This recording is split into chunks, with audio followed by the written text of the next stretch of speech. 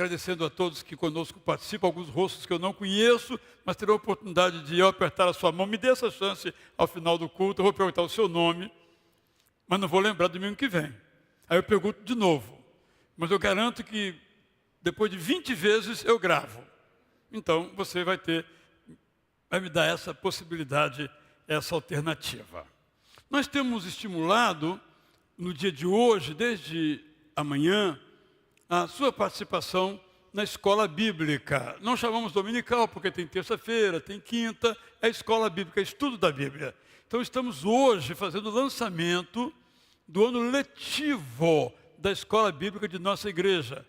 9 da manhã, 11 da manhã. Se você é do culto da noite, considere participar da escola bíblica na parte da manhã e algum outro horário ao longo da semana também. Por essa razão, nós pregamos algumas mensagens nos 3 cultos anteriores, agora também na mesma perspectiva. E quero ler para os irmãos um texto, mas eu queria já deixar uma tarefa com você. E a tarefa é a seguinte: se eu estivesse naquele lugar, naquela hora, como é que eu reagiria?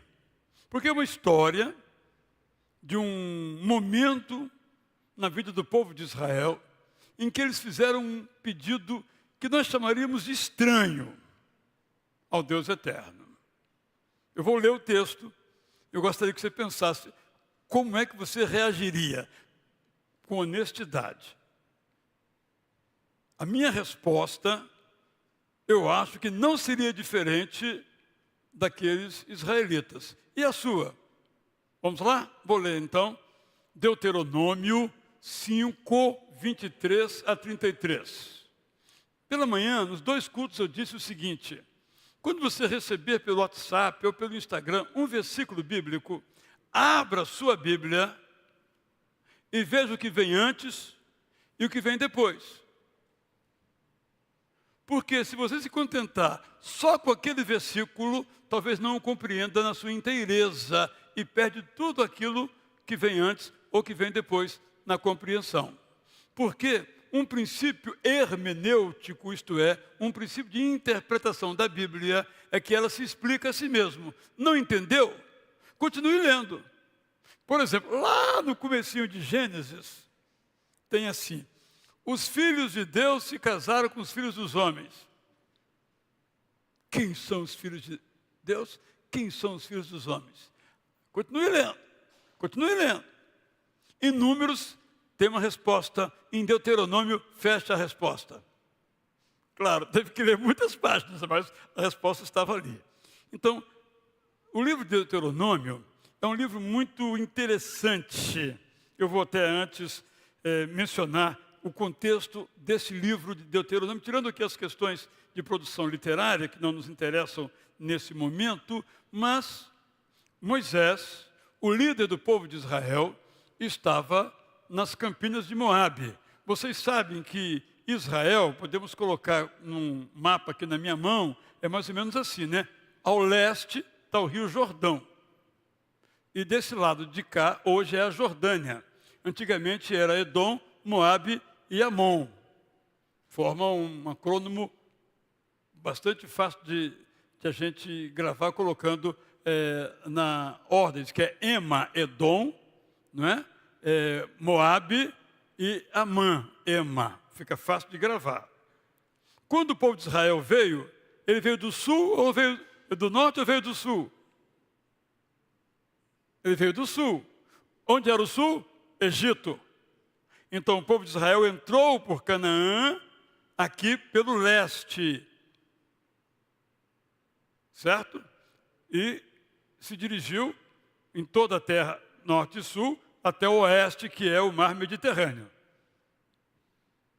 Bem, quando eles estavam aqui, antes de atravessar, o Deus Eterno chamou Moisés e disse: você não vai entrar. Uma maldade, né? Uma maldade. Deus cometeu uma maldade. O cara suportou aquela gente, como diria o Chaves, aquela gentalha, durante 40 anos. E agora, na hora de comer o bolo, diz: você não vai entrar. Essa é uma pergunta que a gente tem da Bíblia, mas tem que continuar lendo e já ter a resposta, não é o caso aqui hoje, certo? Aí ele disse, você não vai entrar. Mas ele diz, ó, Moisés, agora você faz o seguinte, resume tudo para o povo. Então Moisés começa nos vários lugares, o texto da Bíblia diz quais são os lugares, ele vai recordando tudo aquilo que durante 40 anos eles vivenciaram. Muito interessante essa preocupação pedagógica. De certo modo, em Deuteronômio, não tem nenhuma história nova, tem algumas poucas novas. Nenhuma palavra novíssima. Até os 10 mandamentos são repetidos. Ele vai recordando, reprisando, porque aquela cultura era uma cultura ágrafa, isto é, não tinha escrita, era uma cultura de ouvir, uma cultura áudio. Né? Como nos dias de hoje estamos muito áudio e vídeo também. Então há um momento dessa recordação, Moisés, o livro é todo na primeira pessoa, praticamente, ele vai contando. Então, no capítulo 5, verso 23, ele fala, discursa, na campina, o povo sentado naquela relva, eu imagino, já estive lá, o local exato nós não sabemos, mas era um lugar que as pessoas podiam se colocar nas colinas e ouvir a voz dele. Ele fala assim, tendo ouvido os mandamentos apresentados quando o Monte Sinai fumegava, os seus líderes me procuraram. Aspas, vimos a glória e a grandeza do Deus eterno. Ouvimos a sua voz no meio do fogo. Sabemos agora que ele fala com as pessoas e elas continuam vivas. Mas olha o que vem depois. No entanto, não queremos correr nenhum risco. Não queremos ser consumidos pelo fogo. Preferimos parar de ouvir a voz do Deus eterno e não correr nenhum risco. Sabemos que ouvimos e não morremos. Mas no que depender de nós, não correremos esse risco de novo. Por isso, Moisés, temos um pedido para lhe fazer. Você se aproximará do Deus eterno, ouvirá o que ele disser e nos transmitirá. Nós ouviremos o que você nos transmitir e obedeceremos. Por isso eu perguntei, você daria essa resposta ou não? Eu daria. Mas você que é mais crente do que eu, dizer, não, queremos te ouvir, ó Deus, direto da fonte. Né? Mas o povo não quis. Quando ouviu os israelitas me fazendo esse pedido, continua Moisés, o Deus eterno me disse, ouvi o pedido que lhe fizeram. Foi um pedido sábio, mas eu gostaria que eles tivessem essa mesma atitude, levando-me a sério e obedecendo os meus mandamentos. Se agissem assim, eles e seus descendentes teriam vidas boas. Já que não querem me ouvir diretamente, mande-os embora. Quanto a você, fica aqui comigo. E eu darei as instruções e as orientações, e você as retransmitirá aos israelitas para que eles as cumpram. Portanto, agora Moisés retoma a palavra, obedeçam a tudo que o nosso Deus eterno determinou, façam só o que é certo. Se agirem desse modo, vocês viverão bem, serão bem-sucedidos e terão vida longa na terra que estão prestes a conquistar. Quando eu li esse texto, eu fiquei com uma dúvida. E a dúvida, vocês me perdoem um pouquinho a irreverência, é a seguinte. Será que Deus debochou do povo? Ah, é? Vocês não querem me ouvir diretamente, não? Ah, tá bem, eu queria que você tivesse a mesma coragem de falar isso para me obedecer. Eu acho que ali houve um certo tom de humor, mas nenhum comentarista me autorizou a dizer isso, eu não estou dizendo. Mas me veio essa ideia, que havia um pouco de ironia ali. Mas, por outro lado, eu observo que Deus refez o trajeto e então continua abençoando o povo, porque Deus sempre refaz o trajeto para nos abençoar. Então, a minha pergunta volta. Como é que você julga a atitude dessas pessoas? Se você estivesse lá, você diria essas palavras, ó Deus, por favor, não queremos que tu nos fales diretamente, nós queremos um intermediário, um sacerdote, um profeta, um Moisés. Penso que essa pergunta é a pergunta que nos ajuda a entender completamente o texto bíblico, e aqui eu quero dizer, então, primeiramente, os israelitas tinham um conceito pagão de Deus. Essa solicitação revela esse conceito pagão. Porque nas outras religiões, as pessoas morriam quando se encontravam com o Deus deles. Ninguém podia ver Baal, só via o seu ídolo. Por isso a idolatria. O que é idolatria? A idolatria é um ídolo, um poste, uma escultura, uma imagem, para não se ver o Deus, a divindade, nesse sentido. Mas quem via o Baal, ou o Asterote, ou qualquer outra coisa, morria na hora. Era a crença naquela época. Quando Deus se mostra aos israelitas, eles pensam que o Deus deles é igual ao Deus dos outros. Não é muito fácil, irmãos e irmãs, nós temos um conceito bíblico de Deus. Porque estamos cercados de pessoas, cercados de uma cultura que não tem uma visão bíblica de quem Deus é. Ainda tem gente que tem medo de Deus. Ainda tem gente que faz as coisas com medo do castigo. Ainda tem. Mas esse não é o Deus da Bíblia. Por essa razão, quando nós lemos na Bíblia de temor de Deus, temor do Senhor, parece que ele está dizendo ali que é isso que nós devemos ter, temor dele. Mas temor, no sentido bíblico, a despeito da palavra das traduções, não é medo. É uma reverência. É olhar com seriedade para o Deus eterno. Isso é temor, porque se você teme, você não ama. Se alguém aqui tem uma relação abusiva em casa, tem medo do filho, medo da esposa, medo do pai, não tem amor, tem medo. Quem é que quer isso? Então, a nossa relação com Deus eterno não é de medo, é de afeto, é de amor, é de carinho, daqui para lá e de lá para cá. Mas eles tinham um conceito ainda pagão de Deus. Diz, nós vamos morrer, porque nós vimos Deus, e quem vê Deus morre. Não queremos falar diretamente contigo, manda um intermediário.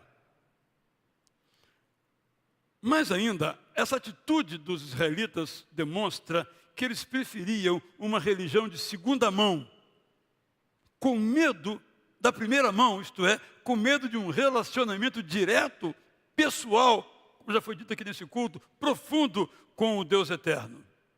E aí vem o que eles perderam. Esse é o ponto. Eles perderam o privilégio de se relacionarem pessoalmente com o Deus eterno. Então, isso quer dizer o seguinte: se eles tinham alguma questão, eles não iam diretamente a Deus. Eles abriram mão disso, eles iam a Moisés. Observe como essa recusa foi uma grande perda. Deus deu um jeito de resolver e colocou Moisés, mas eles poderiam ir diretamente a Deus. Vocês sabem que, lamentavelmente, há muitos cristãos que também precisam de intermediários. É por isso que, às vezes, aqui no passado, algum membro da igreja, um certo membro da igreja, me chamava de sacerdote. No caso, para criticar a minha roupa, essa não é roupa de sacerdote. Eu dizia, não é mesmo, eu não sou sacerdote? Porque, segundo a Bíblia, cada um é sacerdote de si mesmo. Cada um vai direto ao Pai. Que privilégio! Eu vou trocar esse privilégio e entregar a alguém? Eu posso confessar diretamente a Ele meu pecado? Eu vou confessar a alguém? Eu posso agradecer diretamente a Ele? Eu vou agradecer por intermédio de alguém? Pastor não é sacerdote, nem a igreja é sacerdote nesse sentido. Não está no lugar de nosso relacionamento pessoal. De modo nenhum nós podemos agir, penso eu, como aqueles nossos antigos irmãos. Quando você vai lendo a história, você vai observar que Moisés falava face a face com o Deus eterno. Só Moisés poderia falar? Bom, ficou sendo, porque os demais se recusaram. Que não seja essa nenhuma de nossas escolhas. Em terceiro lugar, O Deus eterno nos fala de diferentes maneiras. É importante salientarmos isto.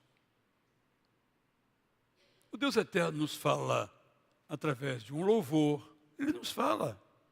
Ele usa esse louvor para nos abençoar, para nos desafiar, para nos inspirar. O Deus eterno fala através de uma onda. Quando você vai à praia e você vê aquele movimento ali há milhões de anos, indo e vindo, aquele som, e você diz, como Deus é maravilhoso na sua criação. Salmo 19. Deus fala por meio da natureza. Deus fala por meio dos animais. Perdemos essa semana a nossa gatinha, Pretinha, nome dela. Eu aprendi muita teologia com ela. Muita teologia. Porque, por exemplo, quando ela queria beber água, quando era mais jovem, ela subia até uma pia ou outra pia para tomar água. Mas não tomava água. Só tomava depois que eu abria a torneira. Ela dependia de mim. Ela podia fazer um monte de coisas, mas ela não conseguia abrir a torneira, nem fechar a torneira. Aprendi psicologia com ela. Uma vez ela estava num dessas pias e ela pulou num cesto de roupa que tinha uma cabeça falsa e afundou ali.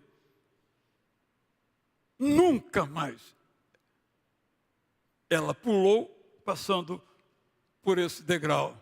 Ela só pulava assim. E quando ela ficou mais velha, ela não pulava, esperava que nós a tirássemos. Deus falava através dela, comigo, conosco. Deus fala de muitas maneiras. Com um amigo crente, com um amigo não crente. Deus falou através de uma besta. A besta de Balaão. Eu brinco, se ele falou através da besta de Balaão, pode falar através de mim também, não pode? Até uma besta ele usou para falar, então eu estou dentro aí desse negócio. Mas aí temos que levar em conta que há uma diferença essencial que nós não podemos perder. Ele fala de muitas maneiras, mas o gabarito é a palavra de Deus. Já que mencionamos aqui os nossos vitoriosos em universidade, depois chegou mais uma, o gabarito. Para você passar, você confere o gabarito e quantos pontos você teve nesse gabarito, né? E você então, você é aferido, é julgado a partir disso.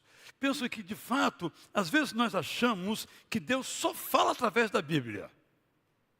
Não é verdade. Deus é rico, dinâmico, variado. Deus fala por muitos meios. Hebreus capítulo 1 começa assim. Mas tudo aquilo que ele fala tem que ser conferido na Bíblia, que é então esse gabarito. E aqui então eu quero descer um pouquinho mais em como nós podemos e devemos ler essa Bíblia, tendo em vista as dificuldades que às vezes alguns de nós temos. Eu quero mencionar uma ação que eu coloquei no anagrama, formando uma palavrinha de 4 letras, lema. Hoje o Deus eterno nos fala de diversas maneiras, mas pôs um gabarito, estou me repetindo aqui, a Bíblia Sagrada, que requer paixão na sua leitura. Então nós precisamos ouvir o Deus eterno em sua palavra. E o primeiro gesto nosso é lendo. Bem, eu vou ler um texto aqui para vocês, porque nós às vezes nos acostumamos com uma versão. O pastor André, agora há pouco, citou o Salmo 42, na versão que ele memorizou desde junior, quando chegou aqui na igreja, é o que ele cita, está absolutamente certo nesse ponto. Eu cresci lendo a versão que eu vou ler agora. chamada corrigida, que é a versão em que a maioria de nós decorou os versos bíblicos, os mais velhos, é claro.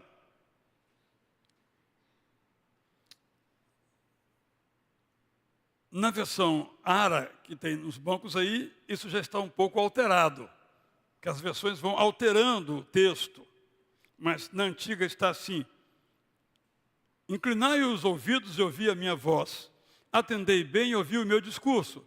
Até aqui nós entendemos.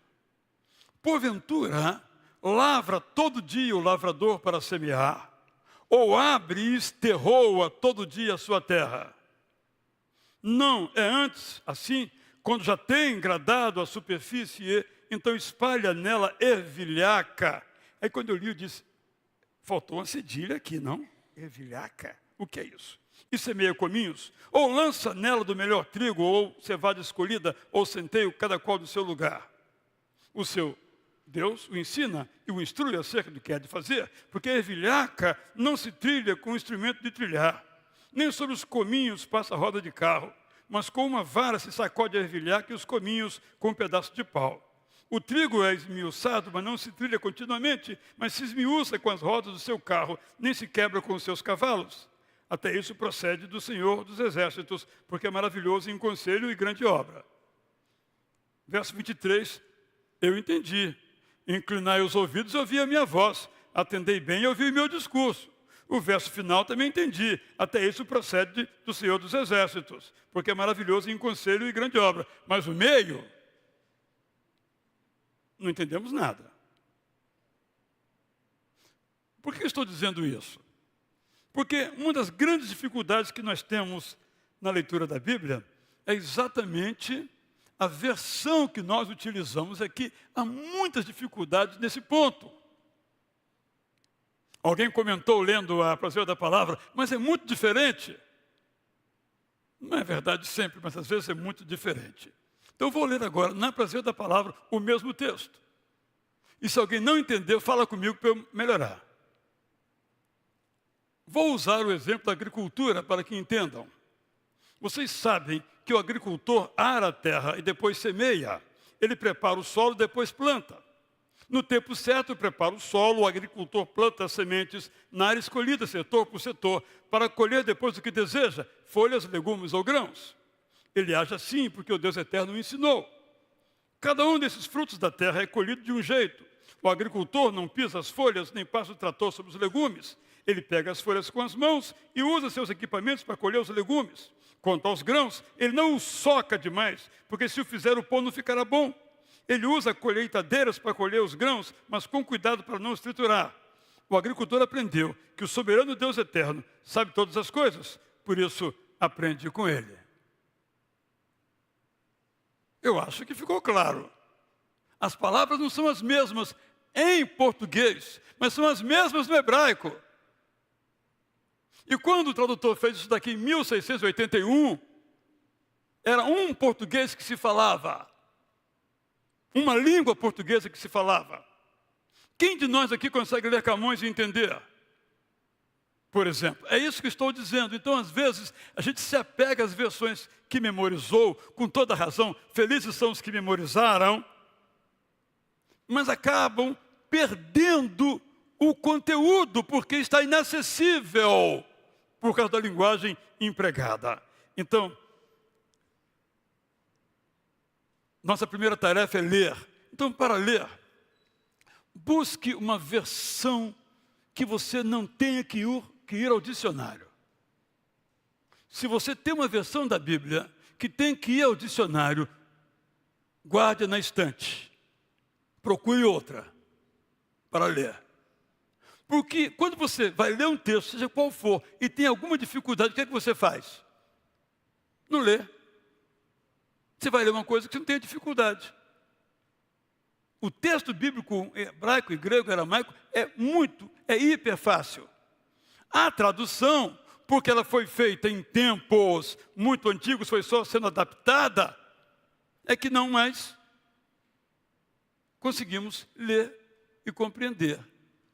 Mas se você lê uma versão antiga e compreende, leia, sabe o que é ervilhaca? Parabéns, porque eu não sei. soube porque eu pesquisei. Para fazer essa tradução, eu consultei um engenheiro agrônomo, para ver como é que se faz hoje, porque é a mesma coisa, plantar é igual, gente. Seja no tempo de Isaías, século antes de Cristo, ou agora, plantar é plantar.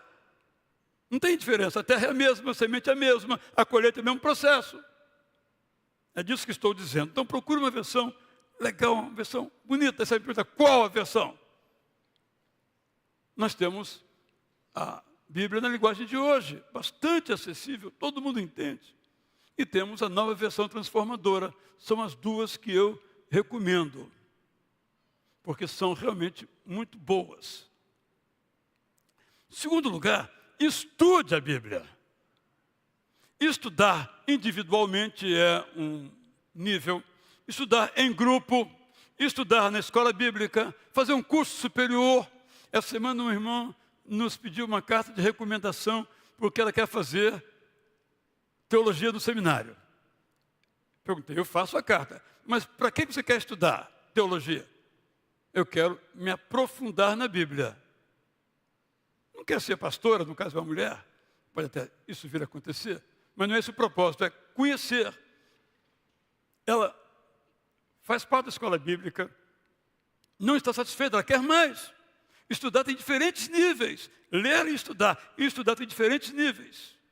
E aqui pela manhã eu recomendei um comentário maravilhoso, se chama Comentário Histórico Cultural da Bíblia. Eu só trouxe um volume, porque 2 volumes já pensou carregando isso pela rua? Muito pesado, né? Ele fica na minha casa, onde eu estudo, e ele é muito bem organizadinho. Ele não vai versículo por versículo, mas perícope por perícope. Perícope é um conjunto de versos que formam uma unidade significativa. Ele vai explicando o contexto, e esse entendimento fica muito claro para a gente. Eu também quero recomendar um aplicativo chamado Bible Study. É em português, só o nome dele que não é, mas os textos bíblicos estão em português. E ali tem uma versão que se chama Numbers Strong, que pega cada palavra, você vai aqui e lê. Você vem aqui, por exemplo, a palavra tabernáculo, em português. Você clica na tabernáculo, vem em hebraico. Bom, mas eu não sei ler hebraico. Não sei, ele translitera e explica. Tabernáculo é isso. E às vezes há palavras que mudam de significado na Bíblia. Muitos significados. Vou dar um exemplo que eu gosto sempre de usar aqui também. Quando você, a palavra Deus no Antigo Testamento é Elohim no hebraico. Quando você lê Senhor, pode ser Adonai, ou pode ser Yahvé, ou Jeová. Então, quando você clica aqui na Bible Study, nesse texto da versão que tem isso, ele diz qual é a palavra no original. Isso é importante porque, às vezes, uma palavra, repito, tem diferentes significados. Como toda língua, não é? Se eu falar a palavra amor, bem, pode ser o amor paterno, o amor fraternal, o amor a Deus, o amor divino, muitas possibilidades, a palavra é uma só. Qualquer palavra, em qualquer língua, tem muitos significados. Quando o tradutor escolhe um significado, não quer dizer que seja o único, pode ter outros significados nesse sentido. Por isso você às vezes pega uma palavra que aqui ele traduziu como amor, em outro lugar ele traduziu como fidelidade, em outro lugar como misericórdia. É a mesma palavra, o contexto é que vai dizer qual é a melhor palavra para ser usada. Então eu recomendo esse Bible Study. Infelizmente eu não preparei a imagem, foi falha minha. É muito fácil, quem quiser, e é um aplicativo que é gratuito, mas a Bíblia você tem que pagar. A Bíblia você tem que pagar porque é licenciada pela Sociedade Bíblica do Brasil, que tem esse trabalho belíssimo chamado Numbers Strong, ou Números de Strong. Um cara que pegou e fez isso, foi colocando as palavras-chave e pegando o hebraico, ou o grego, ou o aramaico dessas palavras. Então estude a Bíblia. E repito, se você não é aluno da escola bíblica, pode se tornar. Nós temos classes aqui às 9, às 11. Nós temos classes aqui às terças-feiras. Temos estudo bíblico também às quintas-feiras. E você quer um outro horário que não esse, nós vamos dar um jeito. Mas você não pode ficar sem estudar a Bíblia. Então, Coloque isso como um propósito no seu coração. Terceira etapa, o terceiro nível é o da meditação.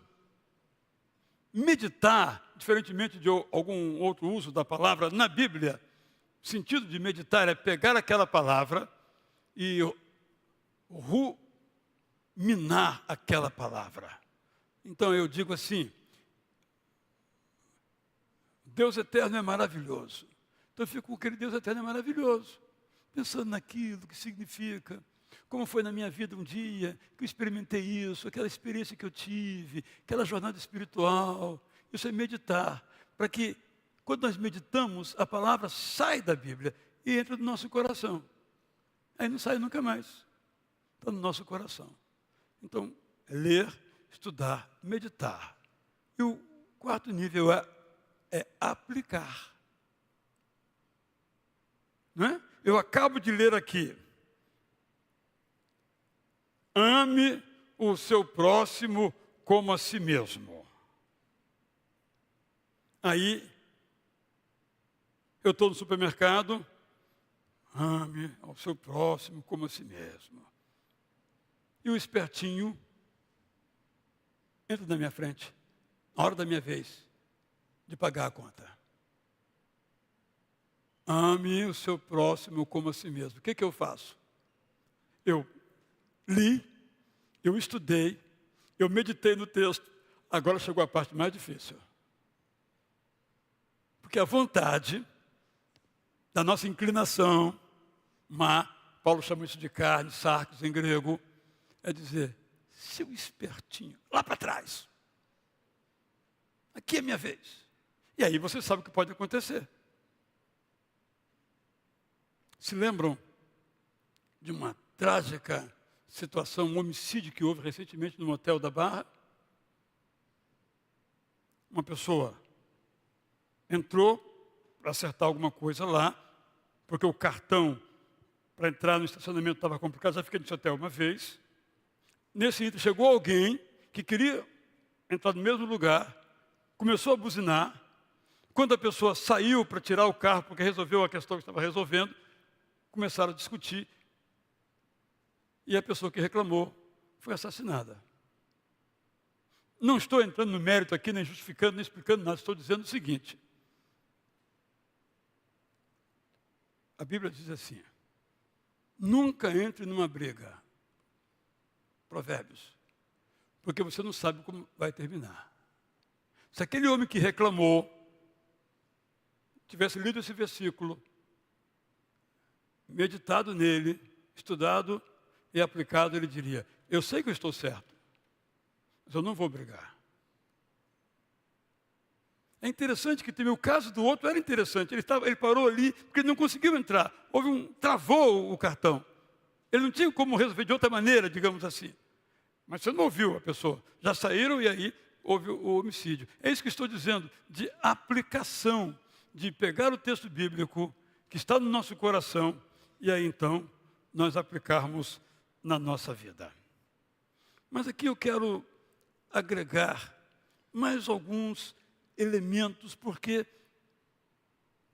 há pessoas dentro e fora dos nossos meandros que têm algumas dificuldades. Eu quero mencionar algumas dessas dificuldades.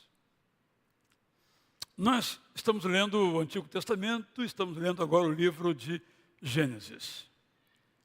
E o problema não começou ainda. Quando chegarmos a Êxodo, aí o bicho vai pegar. Não é? Porque você tem ali, às vezes, muitos mandamentos que não dá para aplicar hoje. Por exemplo, pais, olha que boa essa, hein? Se o filho for muito desobediente, você pode matá-lo. Está lá na Bíblia. Estou colocando isso aqui bem chocante de propósito e não vou resolver o problema. Você vai ficar com isso na sua mente aí. Mas para dizer o seguinte, como é que nós lemos então o Antigo Testamento? Aqui eu gostaria de sugerir algumas ações. Primeira coisa é que nós temos que distinguir na Bíblia os textos descritivos dos textos prescritivos. Os textos que narram e os textos que determinam. Então, esse é um elemento muito importante, porque, por exemplo, nós temos comportamentos de certos homens e mulheres de Deus na Bíblia que são inaceitáveis. Mas o fato desses comportamentos inaceitáveis estarem na Bíblia não torna esses comportamentos aceitáveis, embora esteja na Bíblia. Mas é uma narração. E vocês sabem que o biógrafo divino, no seu livro, ele não alivia a barra de ninguém. O Davi, segundo o homem segundo o coração de Deus, era um adúltero. Eu brinco dizendo o seguinte: é uma biografia não autorizada pelo Davi, porque ele não autorizaria que contasse essa parte. Pula essa parte. Mas Deus deixou lá. Ele é um adúltero. E Davi pagou o preço do seu pecado, por exemplo. Mas se Davi pecou, eu também posso pecar. Aí eu transformo a descrição numa prescrição. Num texto descritivo para um texto prescritivo. Então esse é um princípio muito valioso que temos que ter em mente. Então o fato de estar ali não quer dizer que aquele comportamento é reprovável, porque a Bíblia toda reprova aquele comportamento. Se lembram, por exemplo, do caso da pitonisa de Endor, ou a médium de Endor, que Saul, ao final de sua vida, foi consultar. E ali há uma experiência em que, segundo a interpretação de alguns, Samuel, que já estava morto, voltou à terra, ou o seu espírito, e falou. Então, alguns derivam daí que certa doutrina, tipo kardecista, está então correta, porque está na Bíblia. Está na Bíblia. Mas continue lendo. Antes você leu, não consulte os mortos. Saul leu e morreu por isso. Está na Bíblia, não como uma prática a ser adotada, mas pelo contrário, está ali para nos ensinar. Não faça isso. Então é importante salientar isso. Mesmo Paulo, o grande, o santo Paulo, quando ele se separa de João Marcos, porque ele ficou irritado com João Marcos, não quer dizer que o comportamento dele seja aceitável. Nesse caso, o comportamento certo foi de Barnabé. Ele disse, não, eu vou ficar com ele. E ficou com Barnabé. E Paulo estava errado. E no fim ele reconhece, me traz João Marcos aqui porque ele é bacana. Agora, mas lá ele ficou com raiva, por alguma coisa que não sabemos que ele fez. Então, o comportamento de Paulo não foi um comportamento aprovado pelo Deus eterno. Mas ele teve a chance depois de se redimir. Então, eu penso que são diferenças para entendermos entre aquilo que a Bíblia é clara, que nos manda fazer, e aquilo que é apenas uma narrativa até para mostrar que não devemos fazer o erro como se fez.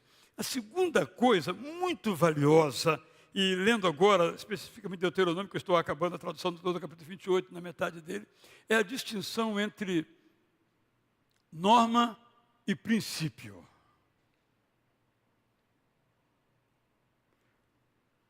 Mesmo aqueles mandamentos ou estatutos ou decretos mais estranhos do Antigo Testamento, quer um exemplo? Não cozinhe o cabrito no leite da sua mãe. O que quer dizer isso? Bem, aqui tem um princípio.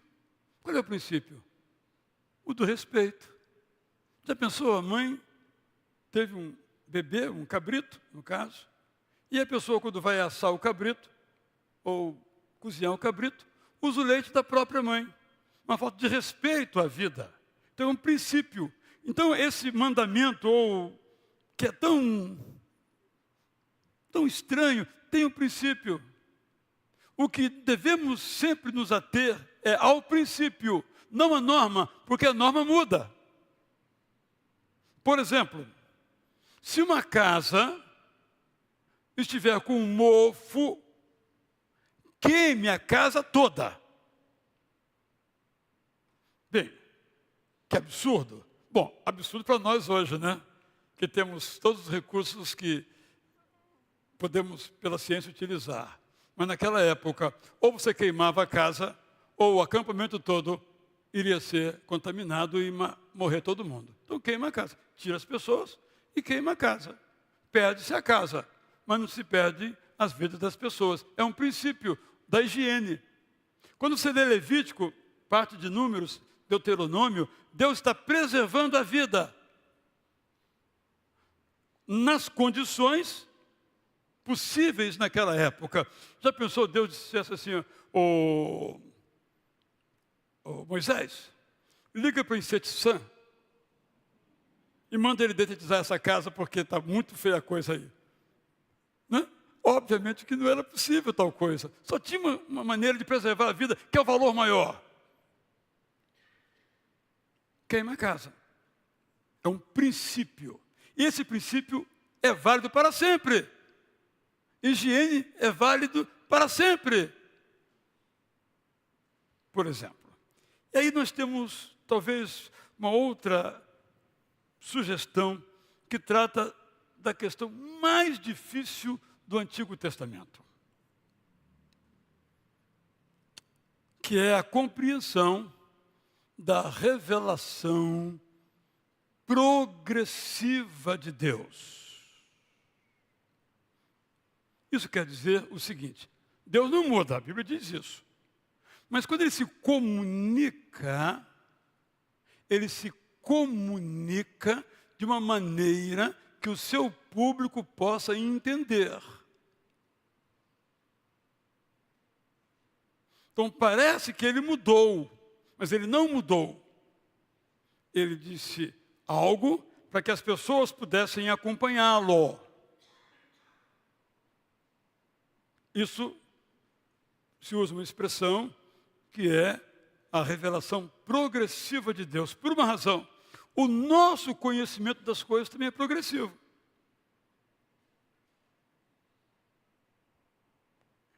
Quanto mais eu estudo, mais eu vou sendo capaz de entender. Quanto mais eu tenho intimidade com Deus eterno, Ele vai me falando coisas. Se lembra quando Paulo narra a sua experiência espiritual? Em que ele disse assim: eu fui elevado até o terceiro céu, e lá Deus me revelou coisas que eu não posso revelar para vocês. Por que ele não revelou? Porque os seus leitores não estavam no nível espiritual de Paulo. Ele não entendeu nada. Ele não revelou. Porque a comunicação sempre se dá no nível do entendimento de quem está ouvindo ou lendo aquele material. Não é? Quando um médico faz um procedimento, uma cirurgia, ele não fala tudo para o paciente. Porque o paciente, digamos que ele fale assim: olha, eu vou operar você, mas não dou nenhuma garantia que você vai ficar boa. Aliás, acho que vai até piorar. É uma verdade? É. Ele não pode dizer isso, pode? Eu vou operar você e faremos todos os esforços para o seu problema ser resolvido. O paciente diz: obrigado, doutor, obrigado, doutora. Mas se disser: olha, sei não, hein? Garanto não. Ou se ele disser assim: o que eu vou fazer é o seguinte. Aí começa a dar uns termos técnicos. Quando eu peguei, no caso da minha esposa, o diagnóstico dela, eu li assim. Nem com o Google dava para entender, entendem? As palavras deste tamanho assim, sigmoide não sei o quê, eu sei lá o que vem a ser isso. Uma linguagem. Quando o médico vinha explicar, ele não usava aquelas palavras, dizia: olha, é o seguinte, não é? Mal comparando, Deus se revela de uma maneira que as pessoas pudessem entender. E quando você vai lendo a Bíblia, você vai observando que ele vai acrescentando, vamos chamar assim, de uma camada de conhecimento. No começo é uma camada fininha de conhecimento. Depois ele vai aumentando essa camada, vamos dizer, ele vai sofisticando essa camada. Eu tenho o privilégio, vou estar aqui há 25 anos, só como pastor fora seminarista e membro antes também, de conhecer pessoas aqui que eu peguei no colo. Não vou olhar para nenhuma para não ficar assim tão desagradável, né?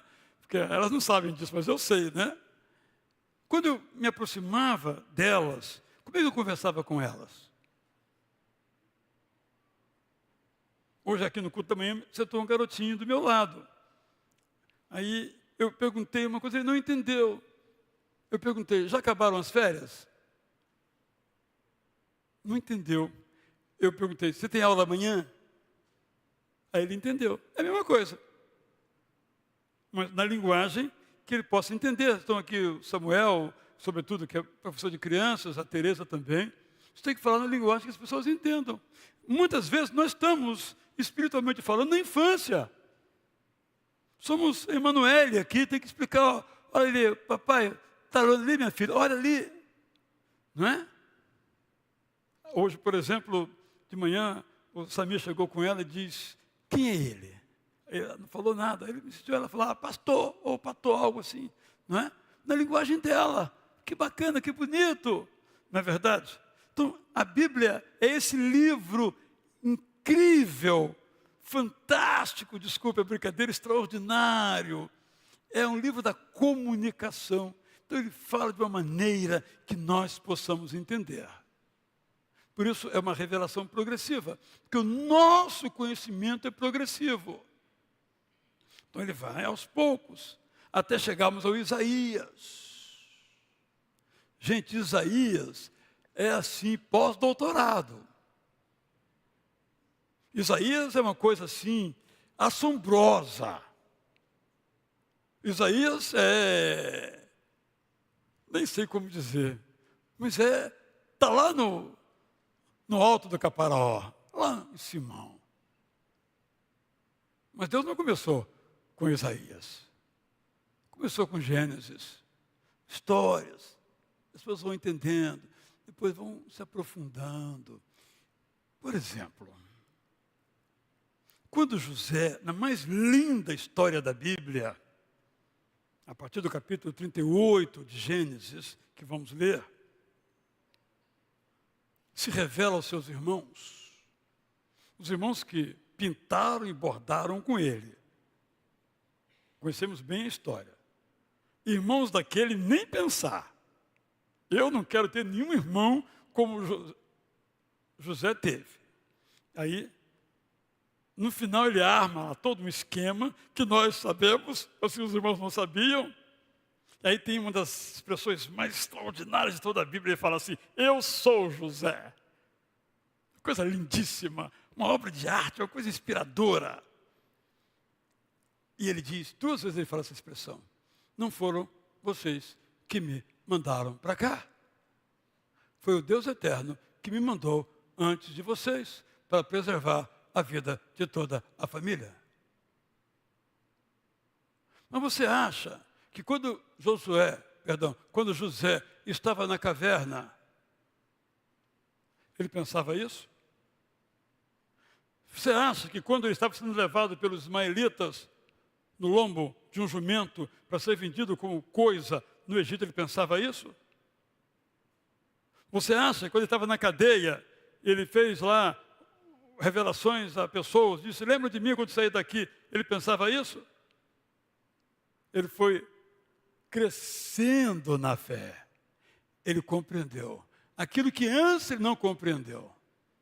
Por isso que o nosso conhecimento de Deus, de como aplicar essa verdade, é também progressivo. E aí eu e você temos que nos perguntar em que momento da vida nós estamos. Será que Deus pode falar com a gente assim direto? Aí eu volto então ao texto de Deuteronômio, com que eu comecei. Aquele povo estava num momento muito rudimentar de relacionamento com Deus eterno, porque ainda era um relacionamento de medo. Mas Deus foi se revelando ao próprio Moisés. Foi se revelando, foi se mostrando. E quanto mais aquele povo, Moisés, nós, vamos nos aproximando de Deus, Ele vai se revelando de um modo mais completo, de um modo mais profundo. Hoje pela manhã, houve um episódio aqui interessante, alguém me lembrou que eu contei que eu fui professor aqui na escola bíblica, que a classe era ali em cima, na galeria. E ela me disse que nunca esqueceu que um dia alguém fez uma pergunta. Eu disse, eu não sei. Mas eu não me importo com as coisas que eu não sei. Eu me importo com as coisas que eu já sei. E as não sei, eu vou continuar pesquisando. Se eu não souber a resposta, isso também não vai me incomodar na minha fé. Ela disse que eu disse isso. Eu até disse, vou até registrar como tendo sido eu, que eu não me lembro, obviamente, o professor fala tantas frases numa aula, mas ela gravou aquilo e realmente é algo que tem sentido, dito por mim ou por outra pessoa, não vem o caso aqui. Então, eu e você somos convidados a crescer no conhecimento de Deus. Eu disse pela manhã que nosso objetivo ao ler a Bíblia não é conhecer a Bíblia. Nosso objetivo é conhecer o Deus da Bíblia. Porque só conhecimento, só erudição bíblica não nos ajuda em nada. Mas quando eu transformo esse conhecimento em ação, em prática, em obediência, aí realmente valeu a pena a gente ler a Bíblia. Então, nosso primeiro exercício é ler, continuar lendo a Bíblia. A partir de amanhã, vamos ler a parte segunda do capítulo 25 de Gênesis e vamos até alguns capítulos adiante. Então comece ou hoje à noite ou amanhã. Onde? Na leitura indicada. Estou chegando agora para a igreja, primeira vez que eu veio esse ano. Sim, nós começamos em janeiro. Já lemos alguns capítulos de Gênesis e alguns salmos e outros breves textos. Então você vai fazer o seguinte, eu vou primeiro ler o que eu perdi, depois eu leio com os irmãos. Sabe o que vai acontecer? Você vai se perder no meio do caminho, você não vai conseguir. Então comece amanhã, no texto de amanhã. E aos poucos, você tem uma dívidazinha, você vai pagando aos poucos. Não se preocupe, não tem juros nem correção monetária. Então quero estimular você a ser ou continuar a ser um leitor da Bíblia. Pega uma versão que você entenda. Nós publicamos em quem participa da comunidade a prazer da palavra que está sendo preparada e você pode ler nela ou em qualquer outra versão. Uma versão que você não tem que ir ao dicionário para compreender o texto. Depois você pode usar todos os recursos como esse que eu mencionei aqui. Editora Vida Nova, vou ver se eles fazem um desconto especial para quem desejar. Vou mandar na nossa comunidade quem tem interesse para encomendar com eles e todos puderem, porque é um investimento significativo. São 2 volumes, esse aqui é só um dos volumes. Segundo, considere, além de ler, de estudar. Toda quinta-feira, por exemplo, temos uma aula, Alceni e eu damos essa aula sobre o texto bíblico que foi lido. É lido todo o texto em voz alta e explicamos, eu não gosto muito de ler. Não tem problema, tem áudio também. Estamos gravando os áudios. Não tem desculpa para você não ler a Bíblia. E mantenha a Bíblia no seu coração. Pegue um texto, guarda aqui. Talvez você não vai usar, você vai guardar hoje, não vai usar hoje. Vai usar daqui a 5 anos. Mas estava aqui, você precisou, você vai utilizar. Está um conflito e você está com vontade de fazer o que o seu sangue fervente quer que você faça. Aí você guardou aqui, não é? Provérbio que diz, olha, não comece uma briga, porque você não sabe como vai terminar. Obrigado a Deus por esse ensino. E você fica livre da dificuldade, livre do problema. Quando nós lemos a Bíblia, então, aplicando em nossos corações, Ezequiel nos diz isso muito fortemente. Nós adquirimos um coração igual ao de Deus. Isto é, nós passamos a pensar como Deus pensa, a desejar como Deus deseja, a agir como Deus age. E aí, como diferente seria a minha vida se o meu coração fosse como o coração de Deus? Não é verdade? Eu me livraria de muitos problemas se o meu coração fosse igual ao coração de Deus. É claro que é um sonho, é um desejo, mas temos que fazer isso. E como fazemos isso? Lendo a Bíblia. O Salmo 119 repete isso 176 vezes. Mesma ideia, 176 vezes. Como é que o jovem, diz outro salmo, o ser humano, ficará livre do pecado? Meditando e aplicando a palavra de Deus. Ler, estudar, meditar e aplicar. Vamos repetir? Ler, lema. Lembre do lema. L-E-M-A. Um grande projeto para esse ano. Vamos cantar então agora que eu quero ter um coração igual ao teu, ó Deus. É uma música que vamos em pé, junto com a nossa banda aqui, entoar nesse momento. Depois teremos a oração final. Muito obrigado a todos pela paciência. Eu pedi especialmente que hoje fosse mais curto, que eu queria ter um tempo para dar essa introdução geral, respondendo algumas questões, nem todas, é claro, para que você ame ler a Bíblia. Porque, como mencionamos pela manhã, quando nós dizemos a pessoas que nós lemos a Bíblia, algumas se espantam. Como é que você lê um livro tão antigo? Qual a resposta que você vai dar? A sua resposta vai depender se você tem lido, estudado, meditado e aplicado a Bíblia. Eu não tenho nenhuma vergonha da Bíblia. Pelo contrário, se eu pudesse usar a palavra, eu diria que eu tenho orgulho. Que livro! Que livro! Não tem coisa igual. Não tem literatura igual. Machado de Assis é grande porque a literatura dele, literariamente falando, reverbera a linguagem bíblica. Bíblicos sejamos e teremos um coração igual ao Pai. Cantemos.